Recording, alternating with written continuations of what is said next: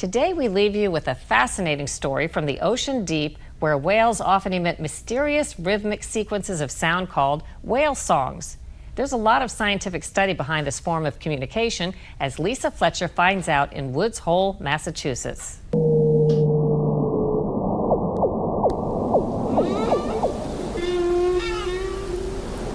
Is it a language? Would you consider birdsong a language? It's a way to communicate. If language, some languages are more complicated than others. Mark Baumgartner is a senior scientist at the Woods Hole Oceanographic Institute. He's evolving the science of tracking whales by following the sounds of their voice.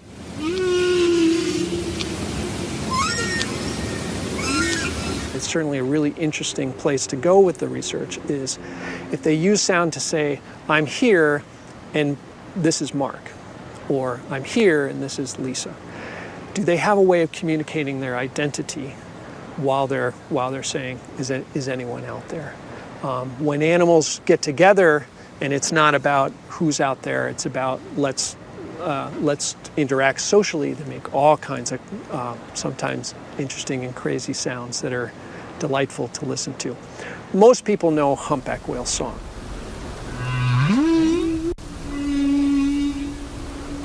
One of the more complicated ways that whales communicate. Not all whales produce song. Right whales don't produce song.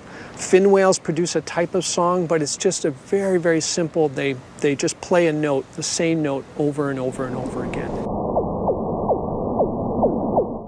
Whales can probably use that information to tell how deep the water is that they're in, or what the bottom type is. Is it sandy? Is it rocky? They use this sound to really understand, not just communicate with one another, but to understand their environment.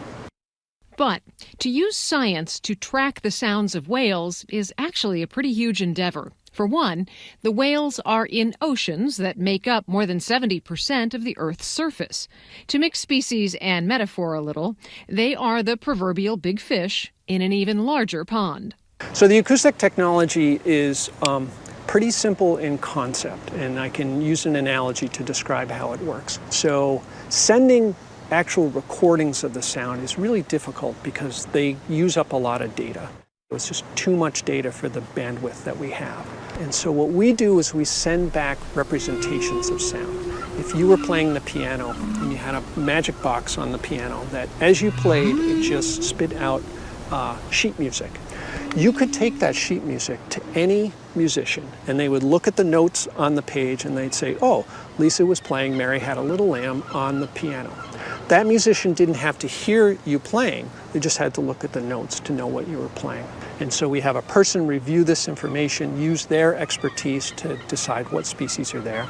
And then that information about detection is disseminated. Just where to find the location data on the whales, integrating with a cohesive navigational chart of hazards for mariners, is still in the works. But there are places like Whale Alert where you can see in real time. This system is monitoring all the time.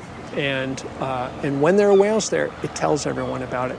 And I know when we hear right whales there's probably a right whale in the shipping lanes, which to me is terrifying. It's good to just constantly remind people there are whales out there and they're imperiled by these shipping activities. We should do something. I'm guessing that you are as passionate or more passionate about this now as you were 25 or 30 years ago. What drives that? Seeing the right whale population decline has made me think a lot more about what it is that we do in the ocean and how our actions impact these animals.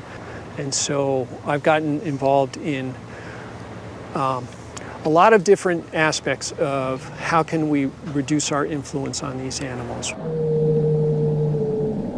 In Woods Hole, Massachusetts, I'm Lisa Fletcher for Full Measure.